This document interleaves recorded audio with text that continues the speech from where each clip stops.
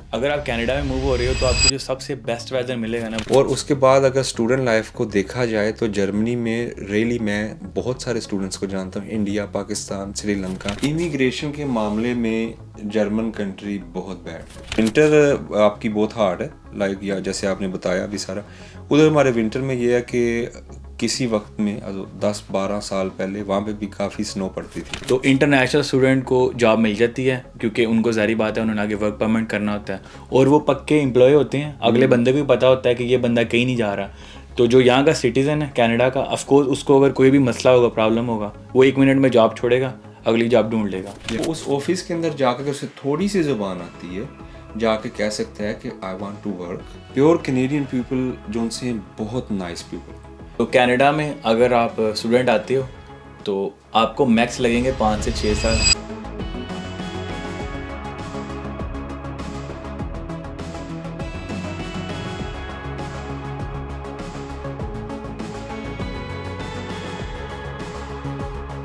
अस्सलामुअलैकुम गाइस, मेरा नाम अहमद है। मोस्टली मैं ट्रकिंग व्लॉग्स बनाता हूँ, लेकिन आज की जो वीडियो है थोड़ी डिफरेंट होगी। सो गाइस, मैं आपको थोड़ा सा अपना इंट्रोडक्शन दे देता हूँ। वसीम मेरा नाम है और अहमद भाई मेरे कज़न है और मैं जर्मनी से हूँ और जर्मनी में मैं तकरीबन 13 साल से रह रहा हूँ। तो हम आपको अपना जो पर्सनली हमारा एक्सपीरियंस है दोनों का, कनाडा के बारे में, जर्मनी के बारे में, हम आपको बताएंगे। सो कहाँ से शुरू कर रहे हैं हम? सबसे पहले हम स्टार्ट करते हैं लैंग्वेज से। तो पहले आप जर्मन से स्टार्ट करें कि जर्मन में एक बंदा नया मूव होता है तो कितना बड़ा चैलेंज है, मतलब कि उसको जर्मन आनी चाहिए, इंग्लिश से गुजारा हो सकता है, जॉब की क्या रिक्वायरमेंट है, सिटीज़न के लिए आपको कितनी जर्मनी की लैंग्वेज आनी चाहिए, क्या लेवल्स हैं बेसिकली। सो बेसिकली ये काफ़ी लंबी बात हो जाएगी, लेकिन मैं मुख्तसर शॉर्ट करते हैं। तो अगर कंपेयर टू कनाडा करते हैं तो 100% के वहाँ पे मुश्किलात आएंगी, क्योंकि जर्मन लैंग्वेज जो सी है वो टिपिकल है थोड़ी सी। इंग्लिश का ये है कि हम अपनी कंट्री में हमने थोड़ा बहुत सा सीखा होता है। बिल्कुल। और उधर लेवल की आपने बात की तो मिनिमम लेवल A1 है और उसके बाद A2 है, B1 है, B2 है, C1 है और इस तरह आगे आगे। अब यूनिवर्सिटी के लिए आपको C2 या C1 चाहिए होगा, लेकिन जो नेशनैलिटी के लिए आपको मिनिमम B1 चाहिए होगा। अब बात करते हैं कनाडा की। बेसिकली कनाडा में जो 3 मोस्ट लैंग्वेज चलती हैं, इंग्लिश, फ्रेंच और पंजाबी। तो अगर आपको इंग्लिश आती है तो ऑफ कोर्स आपको जॉब हर जगह मिल सकती है, मैकडोनल्ड में, किसी भी गवर्नमेंट के ऑफिस में, बैंक में। तो उसके बाद जो सेकंड लैंग्वेज है वो बेसिकली ज़्यादा चलती है क्यूबिक वाली साइड में, क्योंकि वहाँ से काफ़ी लोग फ्रांस से मूव हुए थे। तो उसमें तो मस्ट है कि आपको फ्रेंच आनी चाहिए। अगर आपको इंग्लिश आती है तो जो उनकी फ़र्स्ट प्रायोरिटी है वो फ्रेंच लैंग्वेज की है, क्योंकि बेसिकली क्यूबिक है ना, उसकी अपनी लैंग्वेज फ्रेंच है। उसके बाद पंजाबी लैंग्वेज है। तो आपको इधर कनाडा में हर दूसरा बंदा पंजाबी मिलेगा, तो इतनी बड़ी बात नहीं है। तो अगर आपको फैक्ट्री में जॉब करनी है, किसी गैस स्टेशन में करनी है, कोई नॉर्मल जॉब्स की बात कर रहा हूँ, कोई हाई लेवल की जॉब नहीं, तो आपको थोड़ी बहुत भी इंग्लिश आती है तो आपका काम चल जाएगा। लेकिन अगर आप क्यूबिक में आ रहे हो, मॉन्ट्रियल में आ रहे हो, तो आपको फ्रेंच मस्ट आनी चाहिए। और यहाँ पे जो कनाडा में बेसिक लेवल्स हैं इंग्लिश के, वो 4 लेवल्स हैं। अपना नेक्स्ट पॉइंट है वेदर चैलेंज। आपने काफ़ी वीडियोस में भी देखा होगा कि कनाडा में बहुत हार्ड वेदर होता है, स्पेशली जो विंटर है, मतलब -25, 20-25 आम बात है विंटर में। कई बार आपको एक मंथ सूरज नज़र नहीं आता विंटर के दिनों में। जर्मन का अगर कंपेयर कनाडा के साथ करते हैं, it's much better. Like summer तो सेम है, जैसे आपके समर ऑलमोस्ट सेम है, यहाँ पे भी उतने ही टेम्परेचर, सारे वेदर सेम है, बस बाकी सारे सेम है, सिर्फ विंटर आपकी बहुत हार्ड है। लाइक या जैसे आपने बताया अभी सारा। उधर हमारे विंटर में ये है कि किसी वक्त में 10-12 साल पहले वहाँ पे भी काफ़ी स्नो पड़ती थी, लेकिन नाउ इन 2024, 23, 22 लास्ट ईयर्स देखें तो स्नो बिल्कुल लगा लें कि नहीं पड़ी। अब पहाड़ी इलाके में वहाँ तो नॉर्मल है, ऊंचा इलाका है, वहाँ थोड़ी सी ज़्यादा पड़ती है।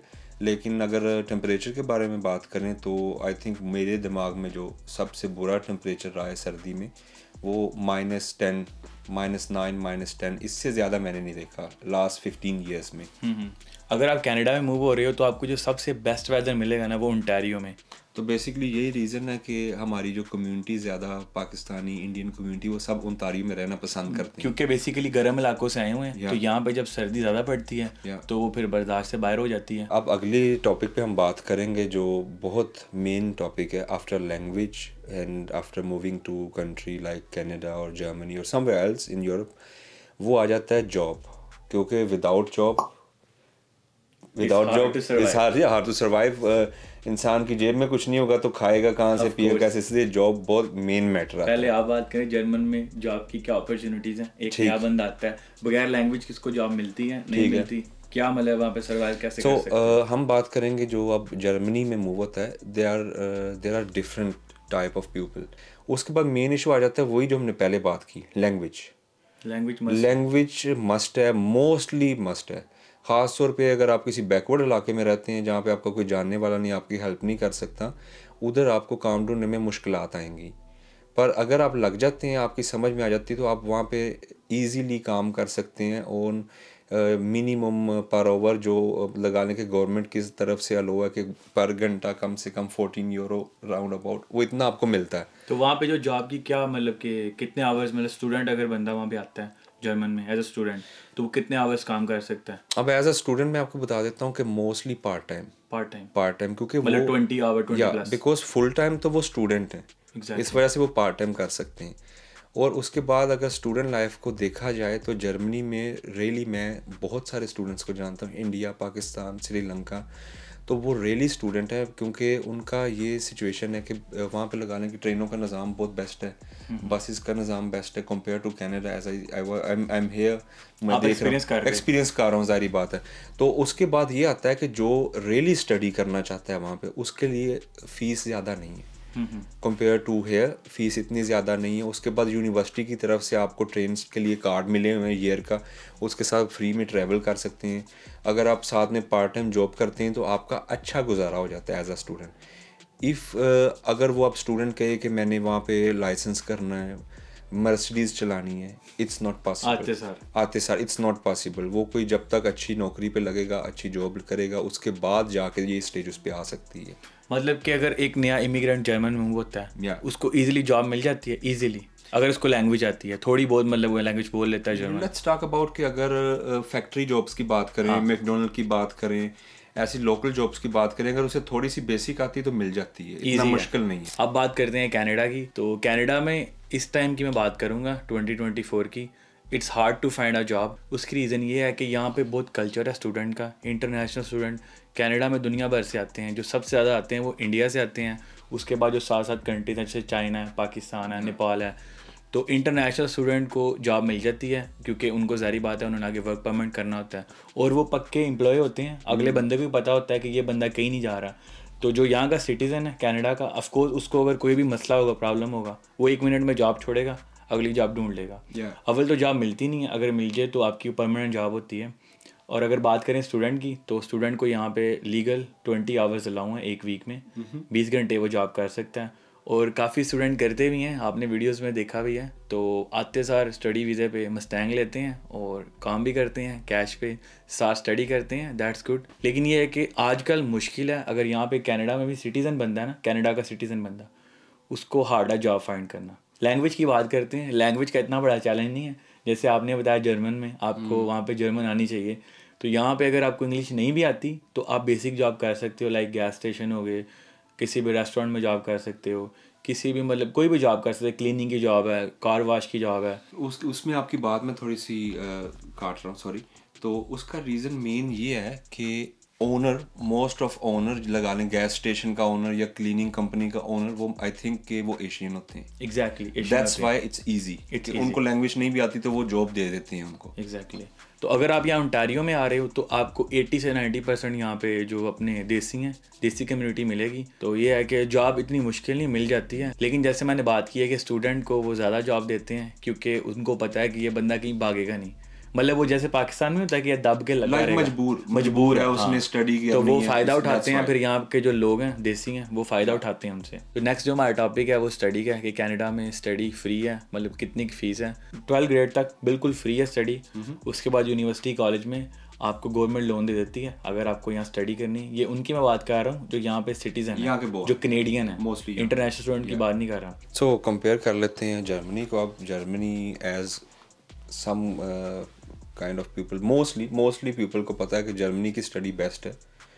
तो उसमें अगर बात की जाए, जो जैसे आपने कहा वहाँ के बोर्न या वहाँ का जिनके पास जर्मन का सिटीजन है, इवन के PR है वहाँ का, उसके पास परमानेंट रेजिडेंसी है, वहाँ पे लीगल है लीगल तरीके से जो वहाँ पे उसका किंडरगार्टन बच्चों का फ्री, उसके बाद जो हम कहते हैं ग्रुंडशूले कहते हैं वो लगा लें कि 5वीं क्लास तक होगा, वो भी फ्री। उसके बाद आ जाता है हाई स्कूल 10वीं क्लास तक होगा, 10th तक, वो भी फ्री है। आगे से कॉलेज, मोस्टली कॉलेज होता है। कई स्कूल ऐसे तो डिफरेंट काइंड ऑफ स्कूल हैं।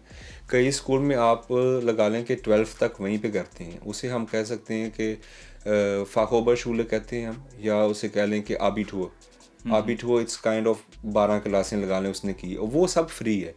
उसके बाद बात आ जाती है बैचलर की या मास्टर की, जो यूनिवर्सिटी में जाके करना है, वो भी आप फ्री ही कह सकते हैं। उसकी जो फीसिस हैं, छोटी मोटी फीसिस हैं जो अगर वो कोई नहीं अफोर्ड कर सकता तो वो भी हुकूमत पे करती है। लाइक जैसे आपने कहा कि वहाँ पे कर्जा मिल जाता है, बेनिफिट। अब बेनिफिट का उधर ये सीन है कि एज अ स्टूडेंट अगर आप अपने पेरेंट्स के साथ नहीं रह रहे, आप 18 के बाद आप मूव हो गए हैं अलग अपार्टमेंट में, तो वो अपार्टमेंट तक का जो रेंट है वो भी हुकूमत देगी स्टूडेंट का। उसके बाद उसका जेब खर्च भी हुकूमत देगी कि तुम पढ़ो। बेसिकली वो ऐसी एक कंट्री जो रियली पढ़ना चाहता है दिल लगा के, वो उसके पास कोई बहाना नहीं, वो पूरी सपोर्ट है हुकूमत की कि पढ़ो। सही। फिर भी ये सीन है कि उसके बाद जो उन्होंने लिया होता है उनसे, आपने गवर्नमेंट से, उसको हम कहते हैं बाफिक, वो वापस करना होता है जब आप प्रॉपर जॉब पे लग जाते हैं। वो कितने सारे पैसे ही उनमें, वो टुगेदर नहीं, वो आप उसकी लगा लें कि मंथली आप उसकी किस्त कर सकते हैं, इंस्टॉलमेंट कर सकते हैं, और मंथली यहाँ पे भी सेम ऐसे ही है कि आपको 10-15 साल में देने होते हैं। अगर ओवरऑल बात करें स्टडी की, तो अगर आपको टॉप नोच स्टडी करनी है तो जर्मन उसके लिए बेस्ट है, नो डाउट। कनाडा का कोई मुकाबला नहीं जर्मन के साथ।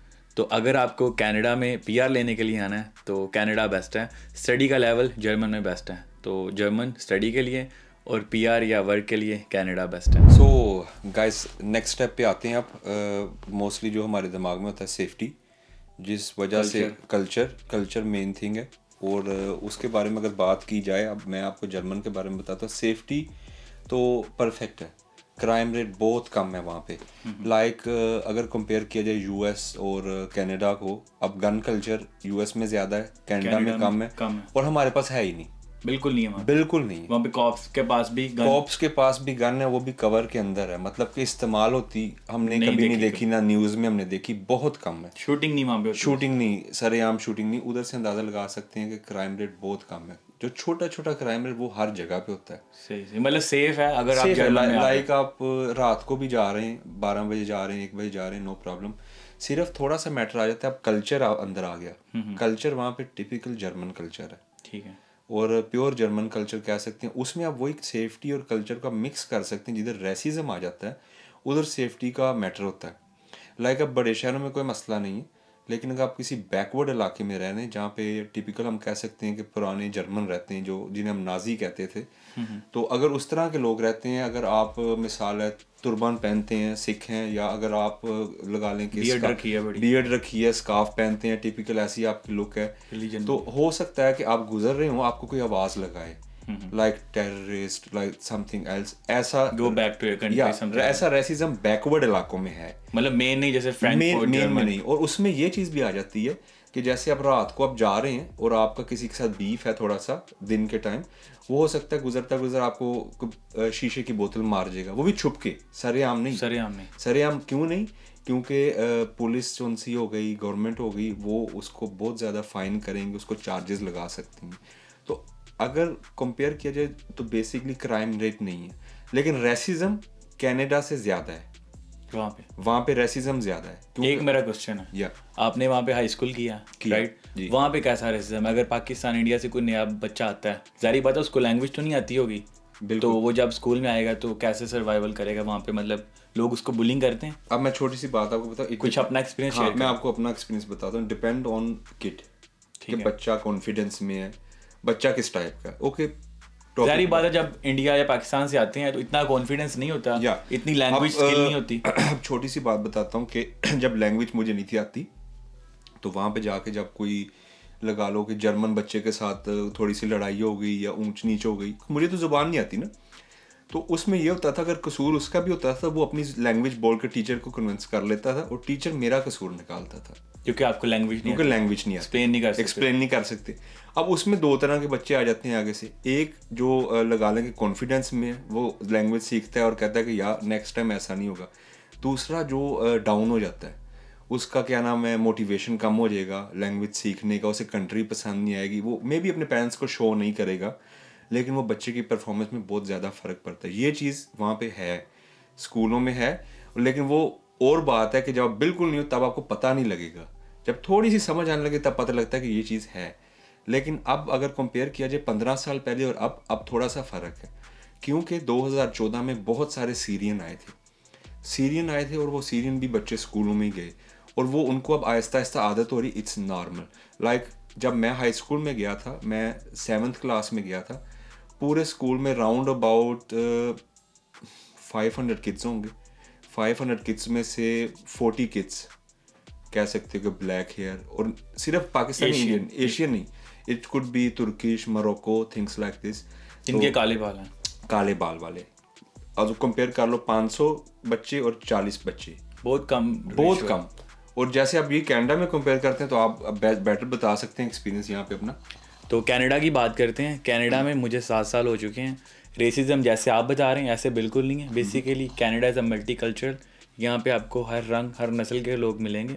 तो मैं आपको अपना पर्सनल एक्सपीरियंस शेयर करता हूँ कि मैं भी यहाँ पे हाई स्कूल में गया हूँ, मैंने भी 2-3 साल हाई स्कूल में गुजारे हैं। तो जब मैं हाई स्कूल में आया था इधर कनाडा में, तो इंग्लिश तो मुझे थोड़ी बहुत आती थी, तो ये है कि मतलब कॉन्फिडेंस नहीं था। लेकिन यहाँ पे जो टीचर्स हैं मतलब बेसिकली वो आपको मोटिवेट करते हैं। मोस्टली आपके यहाँ पे एशियन थे एग्जैक्टली गोरे थे। लेकिन जैसे आपने बताया कि 500 अगर किड्स हैं उनमें से तकरीबन 300-400 मतलब एशियन होंगे, मिक्स। ये नहीं मैं इंडिया पाकिस्तान सारे जितने भी काले बालों वाले हैं, और बाकी जो मतलब के 100-200 हैं वो गोरे काले मिक्स हैं। तो इतना रेसिज्म नहीं यहाँ पे। बेसिकली यहाँ पे कल्चर ही इंडियंस का है। तो ओंटारियो में स्पेशली, अब मैं ओंटारियो से बाहर भी ट्रैवल के लिए गया हूँ। तो लास्ट ईयर मैं गया था वेकेशन के लिए, मैं गया था नोवा स्कोशिया। तो उसके दरमियान में पड़ती है एक स्टेट क्यूबेक स्टेट। अगर वहाँ पे कैनेडियन गोरा भी जाता है ना, तो वो अगर आप उसको जाके टिम होटल में कहते हो hi how are you, can I get one coffee, तो वो आप कहेंगे go back to your country, क्योंकि वो ये पसंद नहीं करते कि आप उनके साथ इंग्लिश में बात करो। वो चाहते हैं कि फ्रेंच ज़बान में बात करो। सो बेसिकली रेसिज्म आपको फेस करना पड़ता है क्यूबेक में, और ओंटारियो में बहुत कम है, इतना नहीं है। तो अगर कल्चर की बात करें तो आपने देखा ही है कि यहाँ पे आपको देसी फूड मिल जाता है, देसी रेस्टोरेंट है पाकिस्तानी इंडियंस के बार बार मिल जाते हैं। वो तो हमने देखा कि एशियन कल्चर बहुत ज़्यादा, like grocery market, local grocery market में सारा सामान मिल रहा है। सही बात है। अब मैं वसीम को यहाँ पे रेस्टोरेंट में ले गया हूँ लंदन, तो ये बड़ा हैरान हो रहा था कि यहाँ पे इतने ज़्यादा रेस्टोरेंट हैं, इतने ऑप्शन हैं। वहाँ पे तो इसने कोई फ्रैंकफर्ट में 1-2 रेस्टोरेंट ही हैं देसी रेस्टोरेंट बहुत कम, लाइक इंडियंस के हैं, बट फूड का जो कल्चर है वहाँ पे वो जर्मन की तरह की फूड बनाएंगे। Like if you are accepting chicken kadai और समथिंग एल्स, तो वो जर्मन स्टाइल की होगी, थोड़ी मीठी होगी, like with cream something else, not like in home country. Pure जैसी फूड होम कंट्री में इजीली है वो बहुत कम मिलती है। अगर आपको कनाडा में मूव होना है ना, तो आपको सेम इंडिया पाकिस्तान आपकी कंट्री जैसा यहाँ पे कल्चर मिलेगा, फूड मिलेगा, लोग मिलेंगे। लैंग्वेज इतनी मैटर नहीं करती, क्योंकि यहाँ पे ज़्यादा मोस्टली स्पीकिंग जो पंजाबी है, उर्दू है, हिंदी है। तो आपको हर दूसरी गली में ये बंदा मिल जाएगा आपकी हेल्प करने वाला, इंग्लिश बोलने वाला, जिसको आपकी लैंग्वेज आती है। सो गाइस, मैं आपको अपना पर्सनल एक्सपीरियंस बता देता हूँ। यहाँ पे बाहर निकले तो लेट्स से कि मुझे कोई लैंग्वेज नहीं आती, मैं सिर्फ पंजाबी या उर्दू पाकिस्तानी लैंग्वेज बोल सकता हूँ। मैं अगर ढूंढूँ तो मे बी सेकंड स्ट्रीट पे मुझे कोई ना कोई अपना मिल जाए, इंडियन पाकिस्तानी जो मुझे गाइड कर सकता है। आप अगर कंपेयर करते हैं जर्मनी को इस चीज़ के साथ, तो फ्रैंकफर्ट सिटी में मे बी आपको मिल जाए, कि वो भी अगर ढूंढेंगे आपको दिख रहा होगा कि या एशियन है, मोस्टली वो एशियन नहीं होगा, कोई मोरक्को का होगा, कोई तुर्किश होगा, ऐसा सीन होगा। लेकिन यहाँ पे जो भी मिलेगा आपको इंडियन मिलेगा, Indian Pakistani. This is the good thing for new commerce. Next step हमारा कार लाइसेंस और कार इंश्योरेंस। तो मैं स्टार्ट करता हूँ। कनाडा में कार लाइसेंस बहुत ईजी है। जैसे मैंने सुना है जर्मन के बारे में कि वहाँ पे बहुत हार्ड है, यहाँ पे बहुत ईजी है। अगर आपको लैंग्वेज नहीं भी आती तो आप तुक्के मार के मतलब कार लाइसेंस कर सकते हो। तो मैं ऑलरेडी से वीडियो बना चुका हूँ, तो अगर आपने नहीं देखी तो आपको बायो में लिंक मिल जाएगा। कार लाइसेंस का, ट्रक लाइसेंस का बहुत इजी है। तो यहाँ पे जो मुझे चीज़ अच्छी नहीं लगती, अगर मैं कंपैरिजन करूँ जर्मन के साथ, अमेरिका के साथ, तो यहाँ पे जो कार इंश्योरेंस है वो बहुत एक्सपेंसिव है। तो जैसे अब मेरे पास जो कार है टोयोटा करोला, इसके ऊपर मैं $250 इंश्योरेंस पे कर रहा हूँ मंथली। तो यहाँ पे कनाडा में इंश्योरेंस एक्सपेंसिव है। तो अब आप बताओ जर्मन का बड़ा सुना है कि वहाँ पे इंश्योरेंस बहुत चीप है। अगर आप कंपैरिजन करते हो जर्मन के साथ, जर्मन में अगर आपके पास 2000 यूरो है ना, तो आपको अच्छी गाड़ी मिल जाती है। काइंड ऑफ मतलब गुजारे वाली। या यहाँ पे 2000 के आपके पास 4000 भी होना तो आपको गुजारे वाली भी गाड़ी नहीं मिलेगी, 5-5.5 प्लस मिलेगी। सीन ऐसा है जर्मन में। लाइसेंस के बारे में आपने जैसे बताया कि वहाँ पे हार्ड है, आपने सही कहा। अब वहाँ पे ये सीन है कि राउंड अबाउट 1200 सवाल है, मल्टीपल चॉइस 1200 या मल्टीपल चॉइस। पहले 900 कुछ होता था, लेकिन इस टाइम 1100-1200 सवाल। हमारे मैक्स पता है कितने क्वेश्चन है? या मैक्स 200। तो कोई भी बच्चा भी याद बच्चा भी कर लेगा। एग्जैक्टली मैं बता दूं ना, बहुत इजी है, रट्टे भी मार लो तो आपको याद हो जाते हैं। लेकिन 1200 यार, इट्स हार्ड। और लैंग्वेज भी जर्मन, इंग्लिश नहीं। लैंग्वेज जर्मन भी है, इंग्लिश भी है, फ्रेंच भी है, और जब से 2014 से सीरियन आए हैं तब से अरेबिक भी है।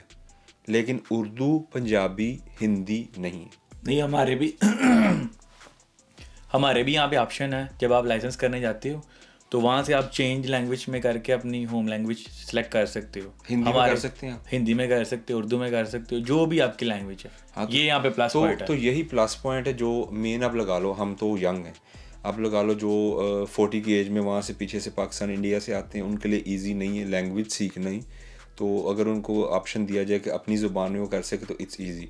तो उसके बाद अगर 1200 सवाल की बात करते हैं, उसमें से 30-40 सवाल आपके टेस्ट में आता है, जिसे हम थ्योरी प्रूफिंग कहते हैं, जो हम यहाँ पे इसको जीवन बोलते हैं। बिल्कुल।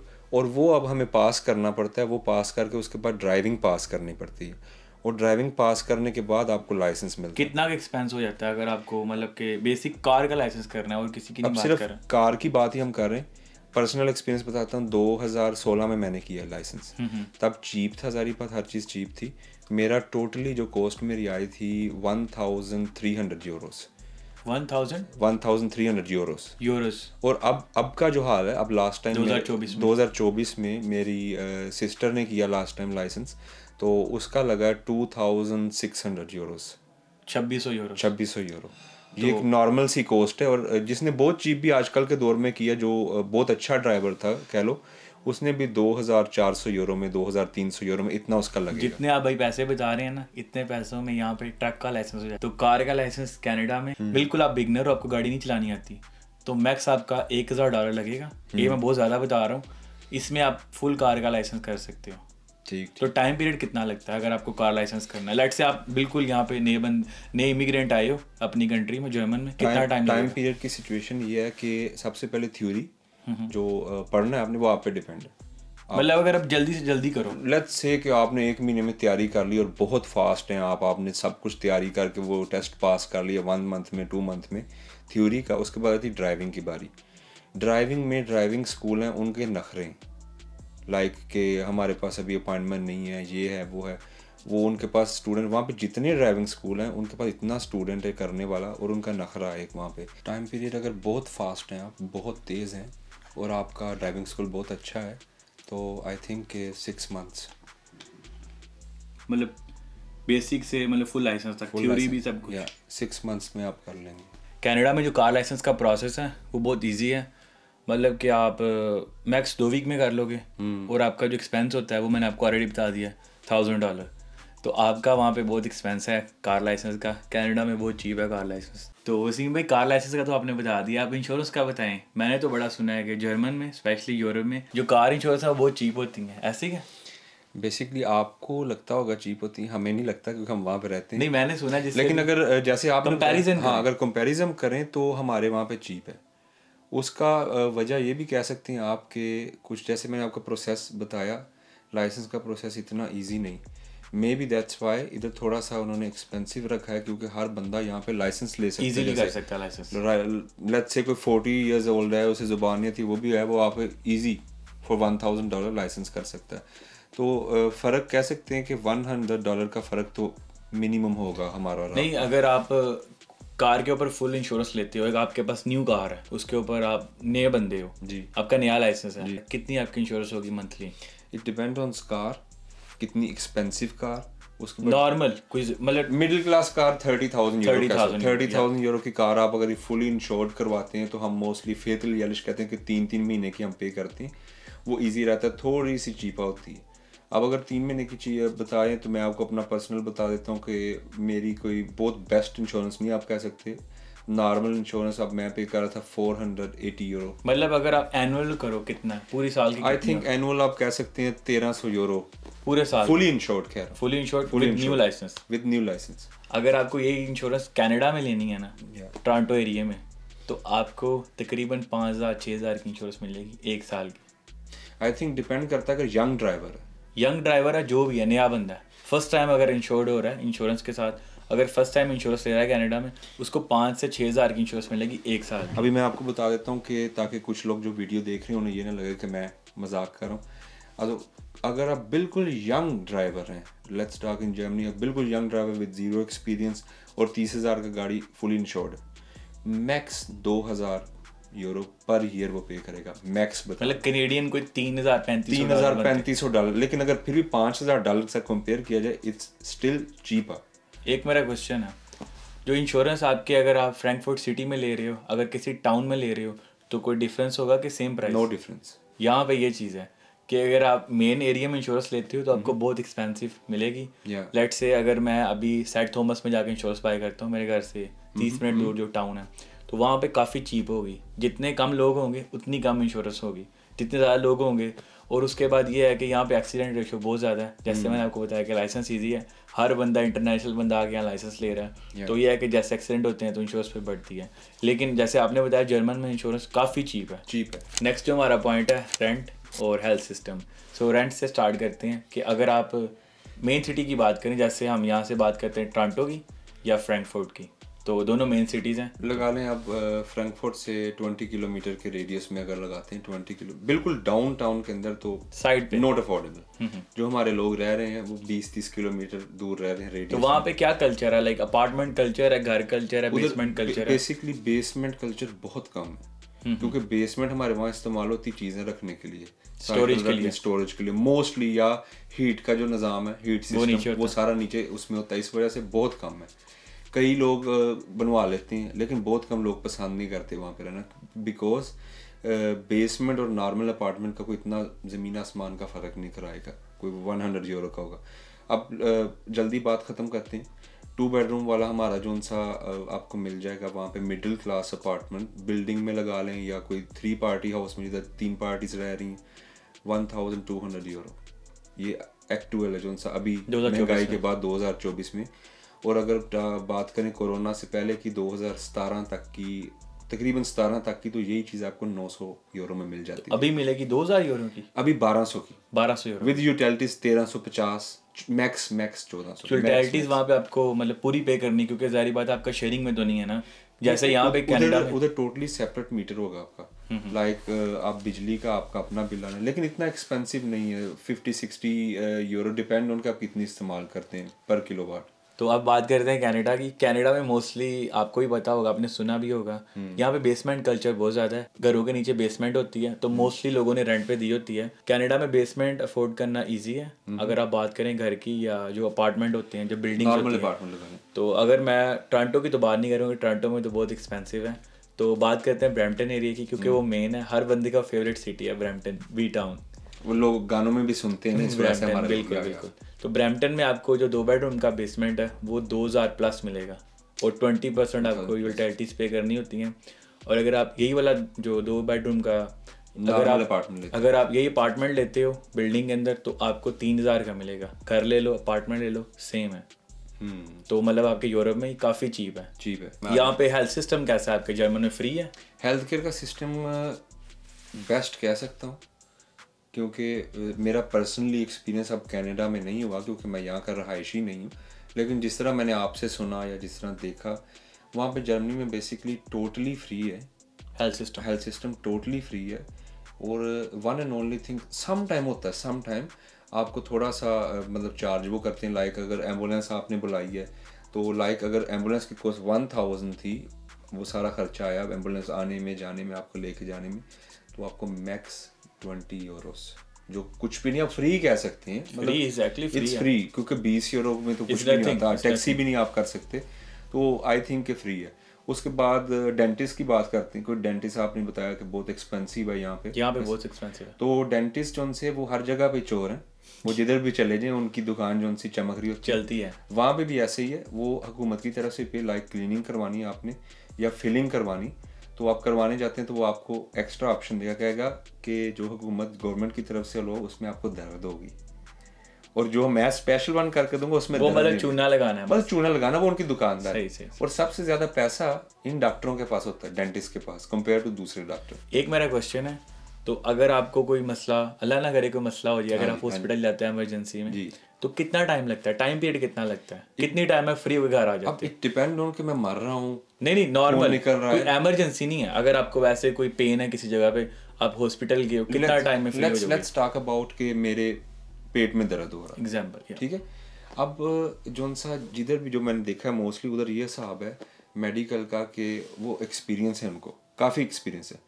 लाइक आपको सीरियस लग रहा होगा मामला कि आपका पेट में बहुत दर्द हो रहा है, ऐसे हो रहा है, वो आपको आते सर आपका हाल पूछेंगे, कैसे हुआ, कब हुआ, वो अंदाज़ा लगा लेते हैं क्योंकि उनका रोज़ का है। एग्जैक्टली। आपको लग रहा होगा कि मुझे वो नहीं अंदर बुला रहे, वो देखेंगे आपसे बुरी हालत में कोई मरीज है वहाँ पे, पहले उसको देखेंगे, उसके बाद आपको देखेंगे। तो it could be 2 hours, it could be half hour, it could be 3 hour. That's it. अगर ज़्यादा टाइम लगे मैक्स कितना लग सकता है? मैक्स जो मेरा पर्सनल एक्सपीरियंस रहा है बच्चे के साथ रहा है, छोटे बच्चे के साथ, वो 5 घंटे बाद कि मैं थक के उठ के आ गया था घर, क्योंकि वहाँ पे और भी बच्चे थे। लोग ऐसे अगर बच्चे का बुखार है, और बच्चे का बुखार हम एज अ देसी पेरेंट्स बहुत सीरियस लेते हैं, वो बच्चे का बुखार हो गया, उनके लिए नॉर्मल थिंग। उन्हें ये था, उन्होंने पूछा आपने दवाई दिया, मैंने कहा दिया। उन्हें पता है कि अगले 2-2.5 घंटे में इसका बुखार डाउन हो ना, इट्स नॉर्मल 2-3 दिन बुखार रहना। तो इस वजह से वो देखते हैं जो उनसे साथ कंपेयर टू दूसरे पेशेंट बच्चे थे, उनको पहले लेंगे, बारी बारी लेंगे। अब मैं थक के घर आ गया और नेक्स्ट डे बच्चे का बुखार उतर गया। सही। मतलब वहाँ पे आपको इतना टाइम वेस्ट नहीं करते, आपका 2-4 घंटे में आप फ्री होके घर आ जाते हैं, और वैसे आपका हेल्थ सिस्टम वहाँ पे फ्री है। अब बात करते हैं कनाडा में जो सबसे बुरी चीज़ मुझे लगती है वो यहाँ का हेल्थ सिस्टम है। यहाँ पे डॉक्टर ही नहीं है, कम है। तो अगर आप लेट से अगर आपको हॉस्पिटल जाना है, आपको इतना कोई माइनर प्रॉब्लम है, मेजर नहीं, ठीक, आपको जॉब से छुट्टी लेनी पड़ेगी, पूरा दिन आपका वेस्ट होगा, 8-10 घंटे ईजीली। अगर आप एमरजेंसी में गए हो, वहाँ पे भी आपको लेट से आप मर रहे हो तो फिर तो आपकी बारी आ जाएगी। अगर आपको कोई पेन, जैसे आपने बताया पेट में दर्द है, हेडेक है, तो सीरियस नहीं लेंगे, तो वो 2-4 घंटे बाद, 5 घंटे बाद आपकी बारी आएगी। है तो फ्री है, और उन्होंने आपको आके कहना है कि यू आर गुड, नथिंग। और यहाँ पे मेडिसिन नहीं देते, वो कहते हैं कि आप मर रहे हो ना, फिर आपको मेडिसिन देंगे, अदरवाइज आप बर्दाश्त करो, तो क्योंकि बॉडी के लिए मेडिसिन ठीक नहीं है। बेसिकली वो बचाते हैं, एग्जैक्टली, अपने पैसे बचाते हैं, वो भी बात ठीक है। लेकिन अगर आप स्टडी भी अगर करें, ये जो दवाइयाँ ये हमारी बॉडी के लिए ठीक नहीं होती, अगर आपको इनकी एडिक्शन हो जाए तो ये बहुत बुरी हैं।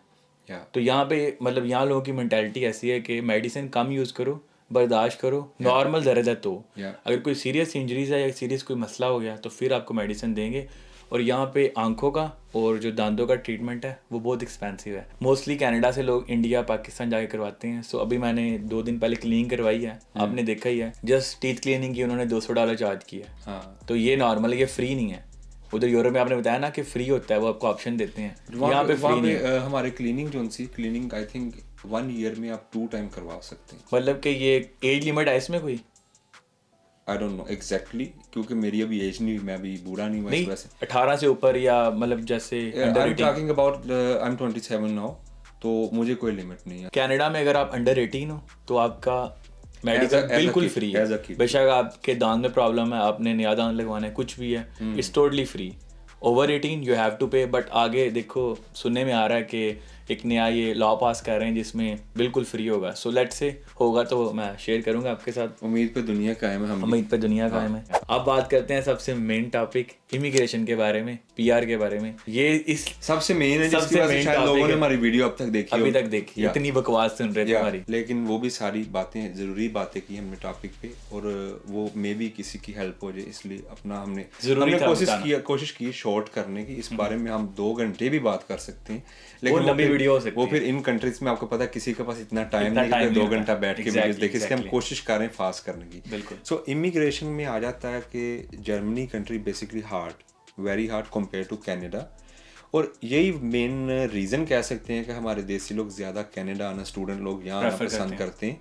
हाँ, वहाँ पे जर्मनी में आप कह सकते हैं कि आपको जैसे यहाँ पे पीआर मिल जाता है 1.5 साल बाद अगर आप काम करते हैं। लेट्स से बात करते हैं, सबसे पहले बात करते हैं स्टूडेंट लाइफ की। अगर एक बंदा वहाँ पे स्टूडेंट आता है तो उसको कितना टाइम लगेगा पीआर लेने में, फिर उसको सिटीजन लेने में कितना टाइम लगेगा, कितने साल का उसका वर्क परमिट होता है, तो वो बताएं।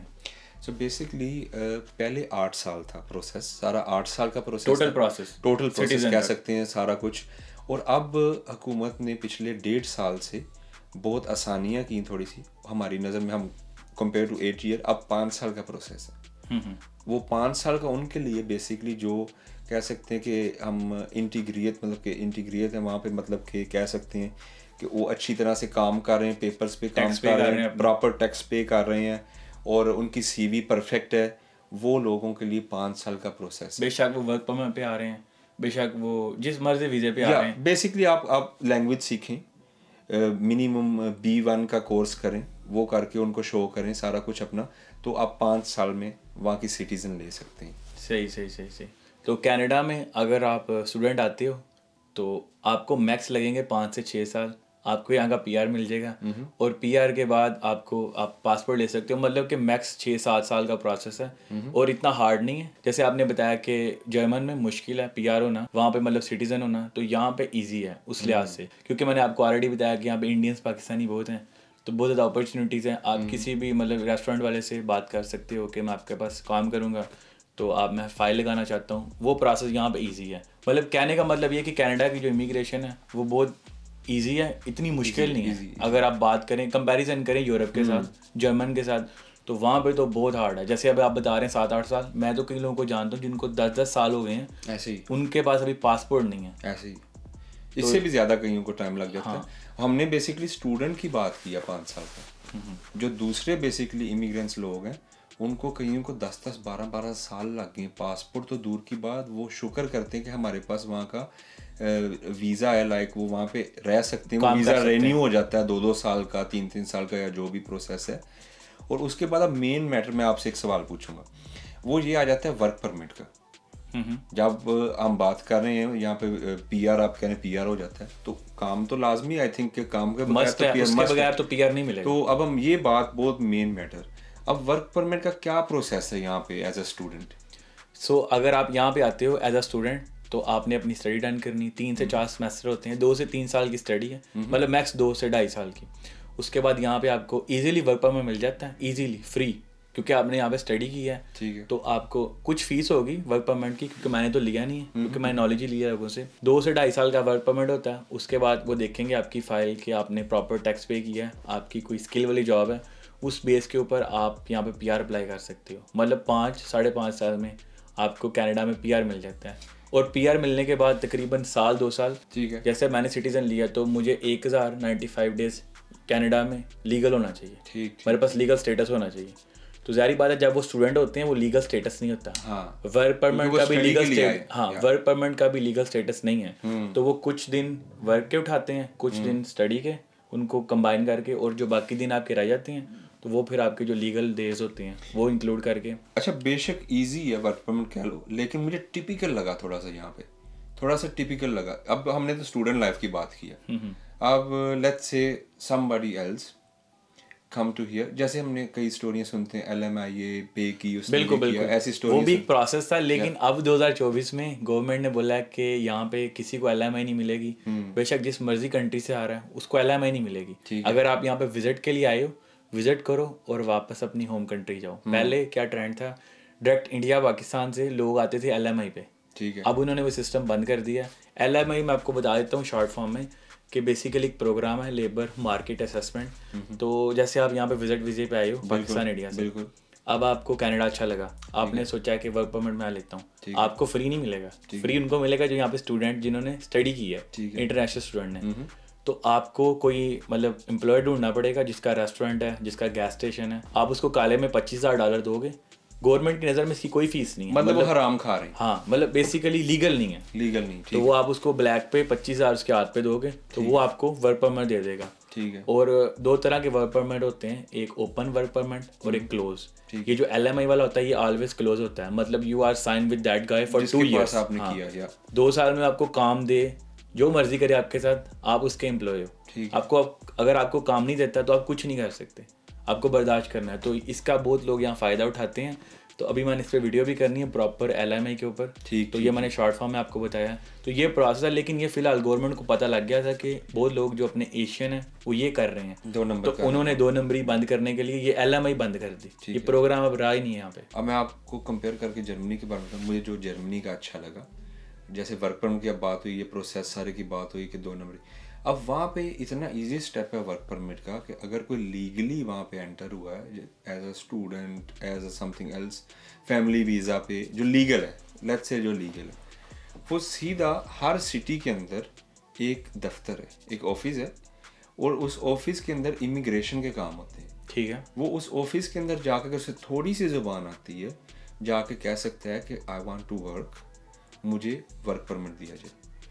मे बी वो कहेंगे आप क्या काम करना चाहते हैं, आप कहाँ पे काम करना है, थोड़ा सा इन्फॉर्मेशन आपसे मांगेंगे, और मे बी वो आपसे आपका कॉन्ट्रैक्ट मांगे। बेशक स्किल वर्कर नहीं भी है, डजंट मैटर। ओके, वो बेशक सफाई का काम मिल रहा है, कॉन्ट्रैक्ट, वो कहेंगे कॉन्ट्रैक्ट है आपके पास कोई, आप कॉन्ट्रैक्ट ले आओ उनके पास, कॉन्ट्रैक्ट ले आओ, ला के कॉन्ट्रैक्ट उनको दिखाओ, स्टैंप लगा देंगे यू कैन वर्क।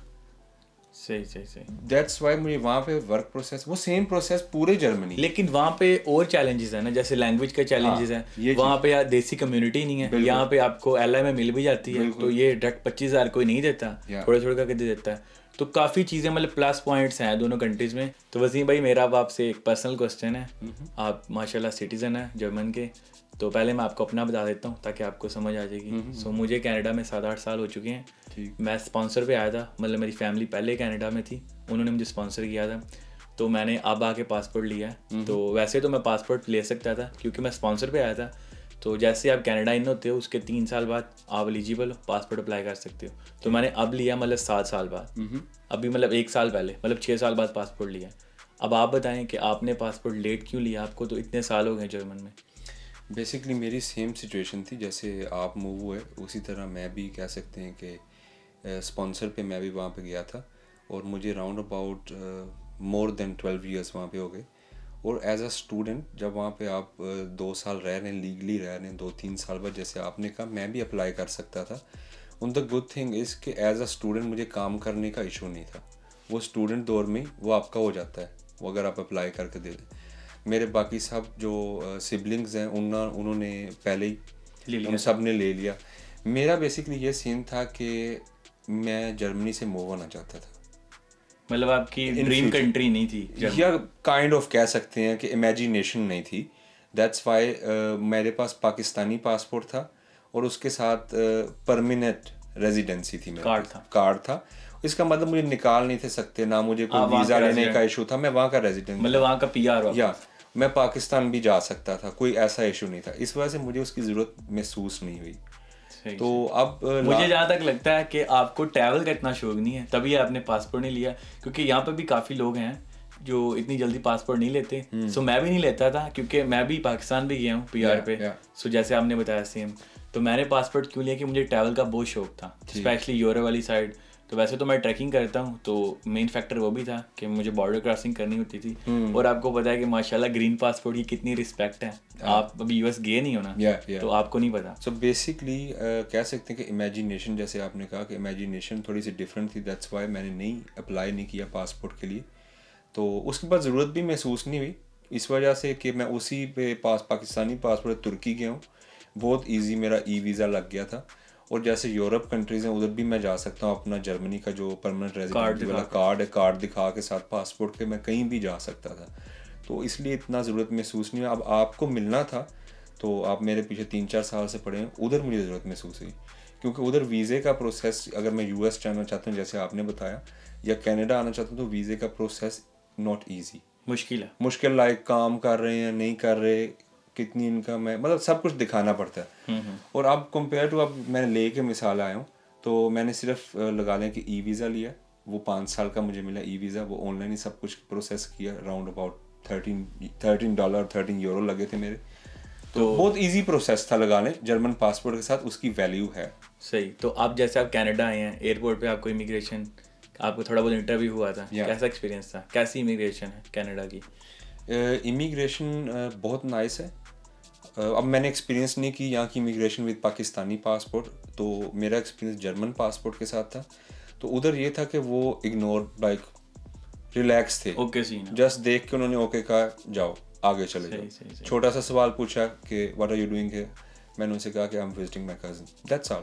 एक और क्वेश्चन है मेरा कि जैसे आपकी फैमिली भी वहाँ पे, मेरी भी माशाल्लाह यहाँ पे है, तो जैसे अगर आपकी फैमिली पासपोर्ट लेती है तो जो अंडर 18 किड्स होते हैं उनको भी पासपोर्ट मिल जाता है? उनकी दरख्वास्त आप साथ दे सकते हैं। हाँ, दे सकते हैं और जो स्कूल जा रहे बच्चे उनको मिल जाए, सेम वाला रूल है, सेम स्टेज। इधर से हम अपनी वीडियो ख़त्म करते हैं। हमने आपका काफ़ी टाइम लिया। बेसिकली हमारा मकसद आपका टाइम वेस्ट करना नहीं था, हमारा मकसद यही था कि अगर आप किसी मुश्किल में हैं, किसी वजह से डिसाइड नहीं कर पा रहे, तो आप बेसिकली डिसाइड कर सकें कि कौन सा कंट्री आपके लिए बेटर या आपके चिल्ड्स के लिए बेटर ऑप्शन है। तो इस वजह से अगर आपके कोई किसी किस्म के सवाल हों जो हमने इस वीडियो में जिस चीज़ का जिक्र ना किया हो, वो आप कमेंट में कर सकते हैं, लिख सकते हैं। तो मैं अगर अहमद भाई को किसी बात का पता नहीं होगा, वो मेरे साथ रब्ता करके आपको गाइड कर सकते हैं। अगर आप जर्मनी से ये वीडियो देख रहे हैं बेसिकली, तो अगर आपको वहाँ पे कोई गाइड चाहिए हो तो आप अहमद भाई को कमेंट कर सकते हैं। वो मेरे से रब्ता करके हम आपको गाइड करने की पूरी कोशिश करेंगे ताकि हम आपको मज़ीद गाइड कर सकें। बेसिकली हमारा मकसद यही है कि आप अपने लिए बेटर चॉइस जो सी है वो चूज़ कर सकें। किसी भी कंट्री कम्युनिटी से रिस्पेक्ट नहीं किया, दोनों कंट्रीज बहुत अच्छे हैं।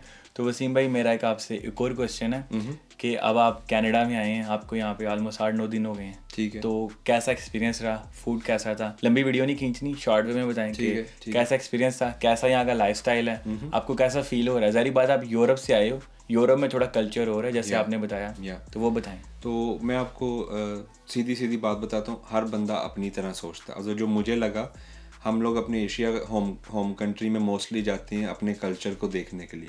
मैं इधर आया हूँ तो कंपेयर टू जर्मनी, इधर हमारा कल्चर मुझे नज़र आया। एशियन फूड इजी मिलती, ग्रोसरी एशियन हर दुकान से मिल जाती है, एशियन लोग हर तरफ फिर रहे हैं। मतलब कि वो बंदा अपना होम कंट्री इतना मिस नहीं करता compare to Germany. And then let's talk about people जो प्योर कैनेडियन पीपल हैं या प्योर जर्मन पीपल हैं। प्योर कैनेडियन पीपल जो उनसे बहुत नाइस पीपल, लाइक वो आपकी शक्ल को जज नहीं करते। आप उनसे जाके कोई सवाल पूछें, वो आपको टाइम देंगे, प्यार से चीज़ समझाएंगे। कंपेयर टू जर्मनी, अगर आपको वहाँ की लैंग्वेज नहीं आती और आप इंग्लिश में कोई उनसे पूछना चाहते हैं कोई भी, लेट्स से मुझे जर्मन आती है, मैं जर्मन में पूछता हूँ किसी बूढ़ी औरत से या किसी बिजनेस लेडी से, she is gonna ignore me, clip and clear. यहाँ के अगर लोगों की बात करें तो बेस्ट है। चलेंगे तो अब हम जाके आपको बताएंगे कि वो अब आप अपना याद देख के बताओ। तो बाकी दैट्स ऑल गाइज, अगर आपको वीडियो अच्छी लगी तो ज़रूर बताना। अगर आपको क्वेश्चन हो तो आप कमेंट करके पूछ सकते हैं। अपना ख्याल रखना, अल्लाह हाफिज़, खुदा हाफिज़, पीस आउट। बाइक वाली वीडियो में भी आपको वसीम भाई आज दिखेंगे।